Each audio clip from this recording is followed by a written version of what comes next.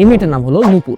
নূপুর থাকে মোহাম্মদপুরে। তার লাস্ট ব্রেকআপের মাসখানেক পর সে নতুন একটা ছেলেকে ডেট করা শুরু করে, ফাহাদ। ফাহাদ থাকে মিরপুরে। আর ফাহাদ খুবই সিরিয়াস, সে নূপুর বাজাতে যায়, মানে নূপুরকে বিয়ে করতে চায়। বাট সপ্তাহখানিকের মধ্যে একটা ছেলে এতটা সিরিয়াস, নূপুরের একটু সন্দেহ হলো, তাই সে গেল তার বেস্ট ফ্রেন্ড সাইমার কাছে। সাইমা টুকটাক মডেলিং করে and she is really hot. তো সাইমাকে নূপুর বলল যে তুই একটু লয়্যালটি টেস্ট করে দেখতো যে ছেলেটা আদৌ লয়াল কিনা, ফেসবুকে অ্যাড হ, দেখ তোর সাথে ফ্লার্ট করে কিনা। এই ঘটনার 6 মাস পর আজ 16th মে শুক্রবার সাইমা আর ফাহাদের বিয়ে।